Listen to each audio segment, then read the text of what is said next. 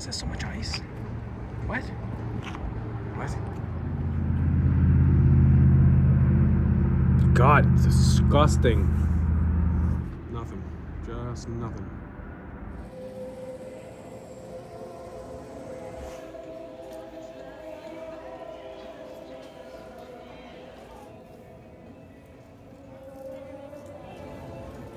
This is a great video, guys. It is.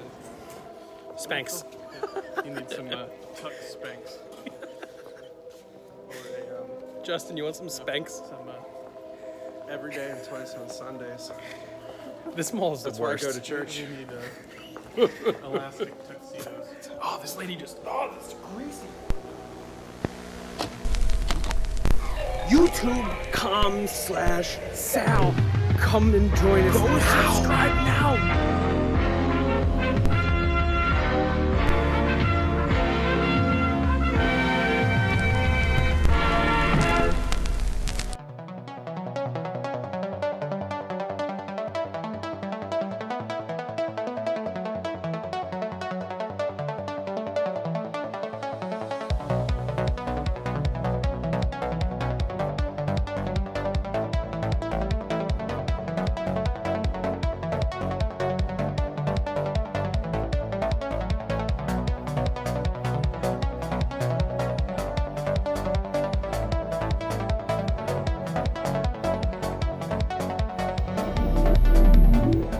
Hey, what's up, Legion? My name is Sal, and this is another Expedition Log. In this episode, we'll be touring a mall that has enjoyed most of its life as a nearly bulletproof shrine to retail. But in recent years, the mall has lost anchors and gained a tranche of subpar local tenants, which drive local shoppers away from its concourses. Thanks to everyone who recently helped me roll out the first edition of ExLog merch, and to everyone who purchased either a Dead Mall Leaf bookmark, signed photo, or some other memorabilia from my shop. I'd also like to thank my patrons and elite explorers who support my channel monthly. You all make the ExLog run. Right now, it's summer 2024, and I'm in the middle of a months-long expedition securing footage for my 5-year plan for this channel. I've got dozens of episodes coming through 2030, so if you dig this content, please consider subscribing and ringing the bell for notifications. And I also finally have merch available to purchase, so head over to my website salvatoreamadeo.com/merch for details on how to get your hands on some. But today, for your consideration, I'd like you all to come take a walk with me through the center at Salisbury on the day the Earth had a total solar eclipse in 2024. But first, a word from our sponsors, the Salisbury Communicator and Metroid for the NES. Enjoy. Maryland Public Television, MPT. For quite some time, we've been telling you of the benefits derived from the services of Salisbury Communications. A pager from Salisbury Communications keeps you in touch with the people most important to your business. Excuse me, somebody can help the mop attack and me. uses only the latest state-of-the-art Honey, equipment you gotta to use assure the you big your Rolodex messages if you are wanna do complete and business. exact. And of course, a mobile phone from Salisbury Communications allows Yes, you the sucker. freedom to I'm travel leaving and you do for the business at tennis same instructor. time. So call Salisbury Communications today. You ought to get one, George. The challenge is Metroid. The power is Nintendo. Defend the planet Xephus against the evil Mother Brain. It's survival or destruction. Do battle or die. Metroid only from Nintendo. Welcome to the center at Salisbury on Maryland's beautiful Eastern Shore. This mall holds a special place in my heart, just like the Chambersburg Mall up in Scotland, PA, both of which directly orbit my life as a concert violinist. We can't tell the story for the center at Salisbury without first going back to the 1960s to visit its predecessor. An announcement was made on October 28, 1964, that after nearly a year of discussions, a brand new permanent enclosed shopping mall was being planned for the Salisbury, Maryland area. The project would be in and out of council meetings for the next couple of years, but eventually ground was broken in 1967. After a year of construction and just about 3 years to the date of its first mention in the newspapers, the $7 million Salisbury Mall had its grand opening and ribbon-cutting dedication at 11 a.m. on the morning of Wednesday, October 16, 1968. The ceremony lasted for about 15 minutes, with several state officials in tow, along with Judy Ford, the 1968 Miss America winner from Belvedere, Illinois, signing photographs at the front of the mall's Reed's drugstore. The Salisbury Mall was built by Westminster, Maryland-based developer Scott S. Baer under his holding company, Salisbury Mall Associates. The mall was anchored by a Hecht's and a Sears Roebuck & Company, each situated at opposite ends of the mall, connected by a singular long concourse. The mall had multiple white brick planters and seating areas, which reflected the aesthetic language of the mall's exterior. There were small glass enclosures shaped like polished quartz crystals. The low ceiling tiles gave the mall a somewhat claustrophobic feel compared to some of the more opulent super-regional offerings scattered around the country at the time. But the local shoppers of Salisbury, Maryland thought the mall absolutely rocked, and they remained loyal for decades. The only renovation that the Salisbury Mall would see was in 1976, when a new Hutzler's department store came in as the third senior anchor, with a new concourse to the east of Center Court. At this time, the white ceramic floors were replaced with a wooden parquet finish, along with the addition of a twin cinema and 30 new inline tenants. The mall continued to enjoy success through the 1980s, despite the change-up for Hutzler's when they were bought out by Peebles, necessitating the renovation and rebranding of the department store to the latter masthead by August 1, 1987. However, it was in the late 1980s that traffic in downtown Salisbury would peak, and the need for new infrastructure to relieve the pressure from vehicular congestion had boiled over with locals. On Sunday, August 20, 1989, Easton, Maryland newspaper The Star-Democrat staff writer Barbara Sowers reported that a new $70 million mall was now under construction. The mall would be located north of Salisbury off of its own Route 50 exit with incredibly easy access by car. When the mall was first proposed, and even until the construction had begun, plans were in place for a total of 6 nationally known senior anchors, and the mall would be funded and developed as a joint venture between Petrie Partners of McLean, Virginia, and the New York City-based Shopco Advisory Group. When asked about the need for a new mall, Chuck Lapine, an executive with Petrie, stated, quote, "The market is very competitive. There's an awful lot of leakage, and it's ready to explode. Our mall certainly will be the dominant trading center," close quote. He then went on to beat his chest in front of reporters, claiming that their new shopping center was displacing 2 long-standing Salisbury department stores, the JCPenney from the downtown business district and the Easton Montgomery Ward, who would both be closing and moving to the brand new mall. The center at Salisbury had phase 1 of its formal grand opening and ribbon cutting on Wednesday, July 25, 1990, with senior anchors JCPenney, Montgomery Ward, and Boscov's. The mall had a beautiful and bright interior with quadratic lights near the perpetual skylights and candy cane columns near faux bridges that spanned small flowing water features and a fountain in Center Court. There was also a 10-screen cinema, and in July of 1990, movies at the summer box office included Problem Child, Die Hard 2, and Back to the Future Part 3. There were over 100 shops open along the stretches of concourse. The food court was full, and shoppers were hungry. As part of the opening festivities, there were 5 straight days of kite building and flying workshops, performances by the Salisbury Symphony String Trio, and a county bluegrass band. There was a strolling banjo, some more kite workshops, and a meet and greet with local weatherman Jeff Donald. And to top everything off, there was an incredibly serious yet well-articulated performance by the illustrious Sunshine the Clown. By 1991, 1 year after the center at Salisbury opened, it celebrated its Phase 2 grand opening with the murder of its nearby counterpart, the Salisbury Mall.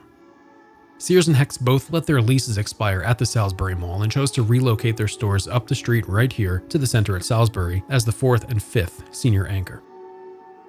In 1995, Petrie Shopco sold the 880,937 square foot mall to Macerich for $76,450,000. At the time of sale, the mall was nearly 100% occupied, including all 5 original anchor spaces in over 90 stores. Then, as Y2K plunged all of us into the depths of the digital age, Montgomery Ward forgot to turn their computers off, and they died. In December 2000, after an abysmal Christmas sales report, the company announced that it would lay off nearly 40,000 employees and shutter its remaining 250 stores nationwide, including the center at Salisbury's location, leaving it without an anchor space for the very first time. The former Wards and 10-screen cinema were also razed in 2000 to build a brand new 16-screen Regal cinema with additional outdoor space and room for future junior anchors. Through the 2000s, down the street at the old Salisbury Mall, things weren't going too hot. The People's closed in 2001, and its grocery store called Food Depot closed on November 19, 2003, leaving the mall with only a couple local shops and a karate school. The mall actually caught fire the following year, compelling the city of Salisbury to condemn the property on July 5, 2005. The building remained vacant for a couple of years until it was finally taken out behind the barn and demolished by November of 2007, and to this day, now in 2024, the site is still just a field with dry grass. I had no plan to produce an episode on this mall anytime soon because it was just doing so well. Maybe I took it for granted, like some other malls that I frequented, but I thought that it would just always be there no matter what. I shot the footage that you're watching right now back in 2019 when I was on the Delmarva Peninsula between rehearsals, performing concerts with two of my oldest fellow violinist friends. When we played with this particular symphony orchestra, in our downtime we would either go to the local game shop to buy some magic cards and play draft, or maybe play some commander matches there. On this particular day, we were just getting lunch and making fun of the sword shop next to the food court, which I started calling variations along the lines of something like Lord of the Swings, Return of the Edge King. But as we've come to expect, the mall was packed and it showed no signs of atrophy. This is the center of Salisbury. What do you think of it? Center of Salisbury. Center of Salisbury. Oh, no, man, I'm blanking. Why are you the worst? I am the worst, man. Why are you the absolute worst person in the I'm not a world? valley girl. I don't talk about malls. I'm just, you know, not to push down or anything. This is a great video, guys. Spanx. You need some tuck spanks.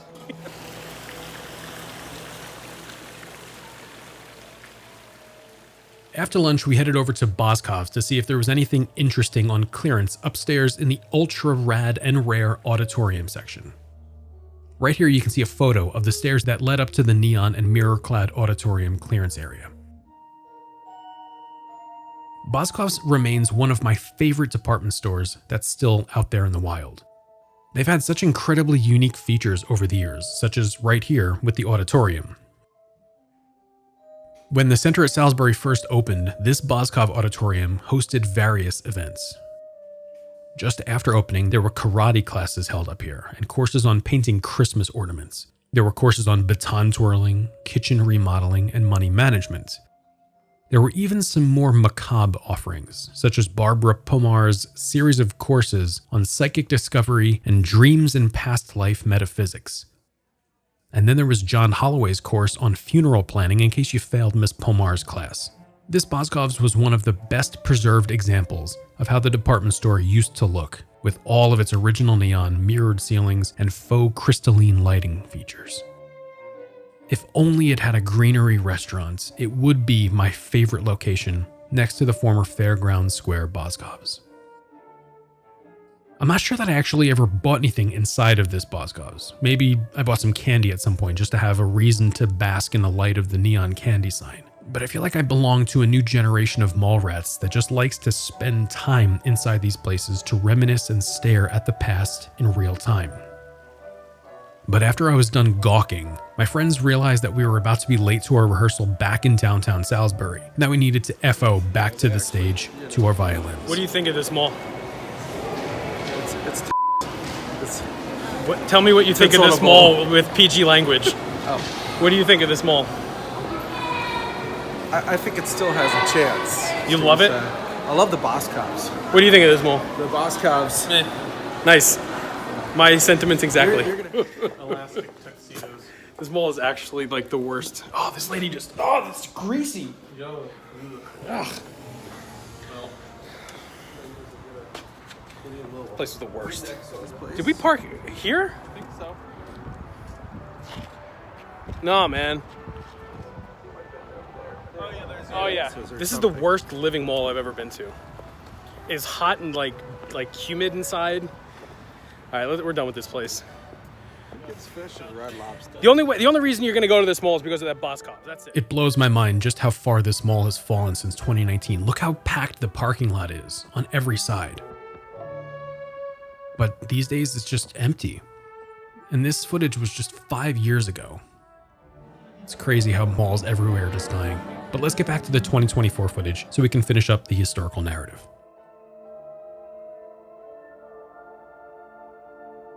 Between 2005 and 2006, the center at Salisbury saw its only renovations, along with a Dick's Sporting Goods which moved into the former Ward's courtyard. Then after the May department store company was acquired by Federated in 2006, the Hecht's was converted to a Macy's masthead, and by 2008, the fountain and water features were removed from the mall, along with anything colorful.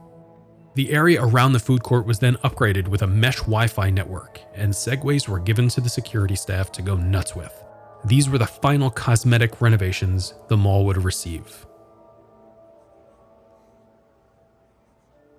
With the new upgrades at the mall, Macerich decided to put the property on the market and found a buyer in Rouse Properties, which had become a subsidiary of General Growth Properties in 2012, who then paid Macerich $292.5 million in December of 2013, which included both the Chesterfield Town Center in Richmond, Virginia, and the center at Salisbury in Maryland. At the time of sale, the center at Salisbury was listed as 93.8% leased, and it still had a full senior anchor loadout. 1 year later, things would begin to change in Salisbury when JCPenney decided to shutter its location at the center in 2014 due to a sharp decrease in yearly sales. Then a Tuesday morning home store would occupy part of the space, and over the next few years, the remainder would be filled with a home goods store in October of 2016 and also a Burlington coat factory in September of 2018. It was by this time that General Growth Properties was acquired by the Brookfield Company for $9 billion in cash, bringing yet another change in ownership to the center at Salisbury. Then in 2019, I showed up with my camera for the first time to capture the footage you saw earlier. Shortly after my visit, the Sears would shutter its location.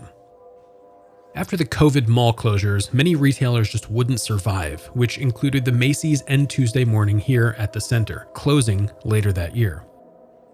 Just before the COVID closures, however, Boscov's kicked off a gigantic renovation project to bring what they billed as a clean, new look to their department store, and they reopened with the bleached-out facelift in 2020 amidst a rash of permanent store closures in the center at Salisbury's concourses.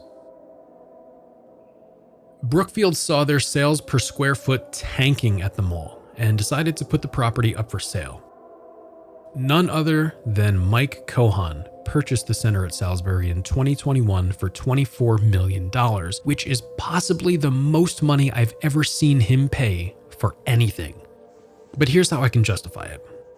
The guy has spent his entire career so far buying deteriorating malls, trying his best to hang on to them so he can make a few bucks as the land appreciates before the banks could roll in with their tow trucks to repossess the mall. The guy browses dead mall foreclosure sales like somebody who collects beat-up cars at police auctions. But then comes along this shiny mall with fairly healthy occupancy and no roof leaks, and quite literally a sea of tourists just an hour away to capture sales from. This was his one shot to show the world that he can be a big boy developer and prove mom wrong, and he ponied up the cash to prove it, to show them. But remember, this was after COVID when malls were open again, so there just wasn't an excuse for him to fail. Out of what must have been sheer disgust and among episodes of dry heaving from being in such close proximity to Cohan for years, Florida-based partner Fourth Dimension Properties and its managing partner Felix Resnick broke free from Cohan in September of 2023, buying out Cohan's stake in the center at Salisbury in the process for an undisclosed amount. But if I had to guess, Cohan's probably making Resnick give him his lunch money for the next 50 years for the mall. But in reality, Cohan probably just quit-claimed the deed over to Resnick to get him out of his hair and to write the mall off as a loss. So it's different. They completely remodeled the place. There's no more neon. And, yeah. But I did Boskov today. Today, I Boskoved. It was reported in August of 2023 that Mr. Resnick was bringing, quote, some wonderful, exciting changes to the center at Salisbury. The guy has a lot of balls and talk and was quoted saying, "My malls don't die." I purchased a mall back in December of 2022 called the Bellis Fair Mall in Washington State, and I urge the folks in Salisbury to Google it to see what we're doing there. Well, I did Google it, and it turns out that the mall's doing great. So for any of you locals that are near this mall, keep your eye on it, because I do think that Mr. Resnick knows what he's doing, and I think the mall is in good hands. And Mr. Resnick, if you're watching this video for some reason, and if you're listening, I personally believe in you. And I think that you breaking away from Kohan was the best decision you've ever made in your entire life. So do a great job here and prove everyone right. Oh, there was definitely leakage at this mall, and I think I exploded all over myself. Could somebody call my 1-900.com wife to come clean me up? Sal, I'm scared. I can't see nothing no more because I stared at the outer space sun and it burned the hell off of my eyes. I need a walker, you bitch. Help me. Oh, you're all so beautiful, you sons of mothers, you. I can't wait to see you all in the next mall. Sal had to get this one off his stupid hairy chest. He was going through some stuff the day he filmed the Salisbury Mall at Maryland Center Mall. But the only way to go through hell is to keep going, you beautiful bastards, you. And if Sal can find his way out of hell, anybody can. I can't see no more, but I gotta poop and I can't find the toilet right now, so I'm just gonna lay here on the floor and shit myself until somebody comes to find me. I'll see you all soon, everybody. I gotta go. I love you soon. I gotta go. You're so attractive. Oh my god. Bye.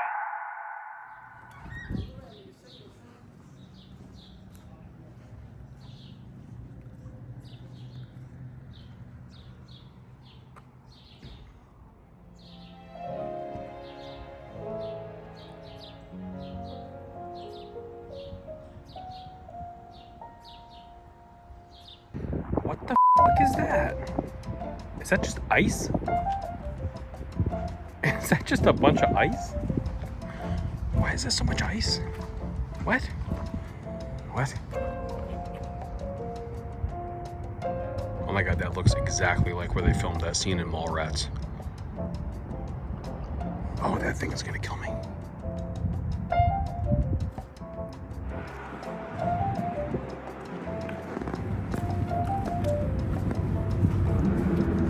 What the hell is that? Ugh. God, it's disgusting. Nothing. Just nothing.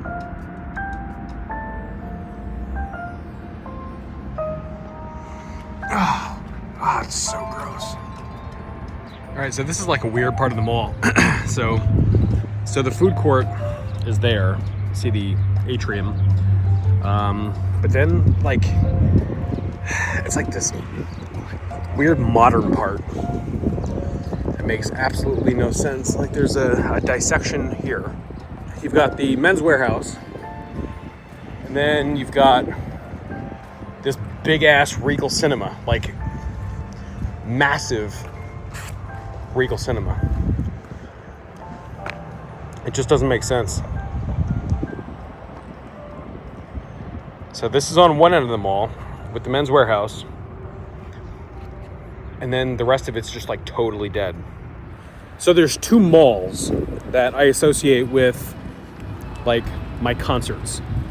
There's Chambersburg Mall, and then there's the Salisbury Mall. And I went to both of them because I had nothing else to do between rehearsals and stuff. So I'd go to the malls with the Newburgers, and that was my day. And there's just nothing here, man. Oh, there's just nothing. Look.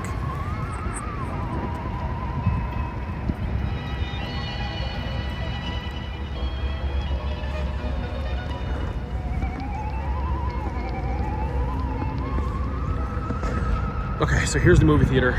Let's actually see what's playing right now. I don't want to. I want to go inside because the neon's amazing, but I don't want to bug people. So let's go see. Here's what's currently playing.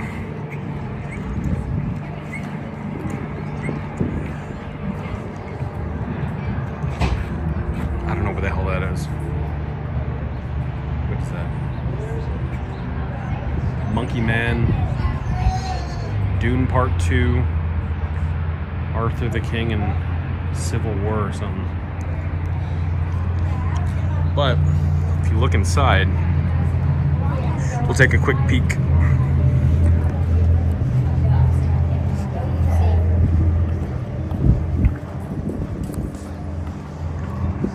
So here's the outside box office.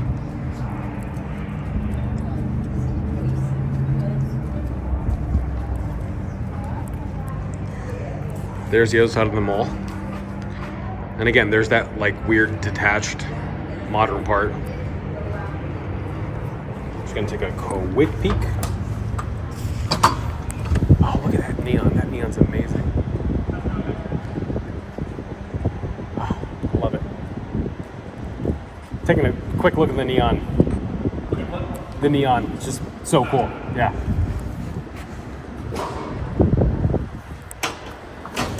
Have a good day. If you look at the Center at Salisbury's Facebook page, you can tell that Resnick's mall management team really has been trying to get the community involved. While they are losing nationally known tenants left and right, they are pulling some moves that I have seen in other dead malls. Before its closure, the Forest Fair Mall in Cincinnati hosted gaming tournaments in the center court and some other events that would utilize the food court area to pull people into the mall. While this definitely gets people into the building for both Forest Fair and Center at Salisbury, it doesn't directly translate to sales. So at that point, is a dead mall that's now used for a happy and thriving community event actually dead? If the community digs what's happening at the mall and they go there to do those things, and the rent and bills are being paid at the mall with no imminent risk of closure, despite the lack of robust shopping features, is it still a dead mall? Let me know what you think down in the comments. Especially if you're local to this place and you've been to these events. Would you consider this mall dead given what's happening there now?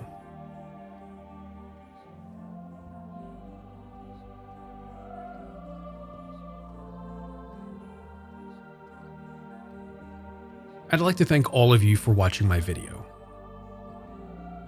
I filmed this mall on my way back from playing concerts in Ocean City, Maryland, and on the day that the Earth had its total solar eclipse back in April of 2024. I really wanted to see the eclipse, just like the rest of the world, so I kept looking at it through my phone camera. And I was doing that for like a half an hour. But some lady saw me staring at my phone and she handed me her pair of eclipse glasses, which were sold out everywhere and I couldn't get my hands on any. And I thought that was just a really nice, kind, random act of humanity, and it gave me some hope for the future. It was just such a cool experience, and I can't think about the Center at Salisbury anymore without thinking about the eclipse. And I really can't wait to get back out to see how this mall is doing. I really do hope that it fully recovers and gives Maryland's Eastern Shore another crack at a thriving super regional mall. Thanks especially to my patrons and elite explorers who support my channel and efforts directly, along with everyone who purchased merch from my website. Just head over to salvatoreamadeo.com/merch to check out what I've got for sale, with instructions on how to buy at the top of the page. Also, make sure to follow me on all of my social media. Links are all down below, but the best way to reach me is through my Discord server, home of DMod. Just go to discord.gg/DMod to join. I'll be back soon with the debut of ExLog Phase 8 and a bunch more content that I just can't wait to show all of you. But until then, please stay safe out there, Legion. Have a good time all the time, take care of yourselves, and have a fantastic day.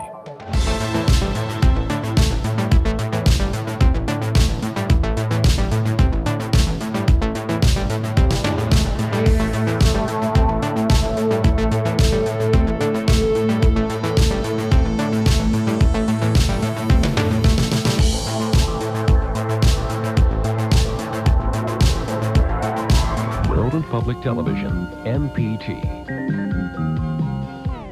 For quite some time, we've been telling you of the benefits derived from the services of Salisbury Communications. A pager from Salisbury Communications keeps you in touch with the people most important to your business. And Salisbury Excuse me, Answering somebody Service can help, answers your the mop phone and attacked uses me. only the latest state-of-the-art equipment. Honey, you to gotta ensure you use that the your big messages are Rolodex if you complete want to and do exact. business. And of course, a mobile phone from Salisbury Communications allows you See the ya, freedom sucker. to travel and I'm do leaving business you for at the same tennis time. instructor. So call Salisbury Communications today. You ought to get one, George. The challenge is Metroid. The power is Nintendo. Defend the planet Xephus against the evil Mother Brain. It's survival or destruction. Do battle or die. Metroid only from Nintendo.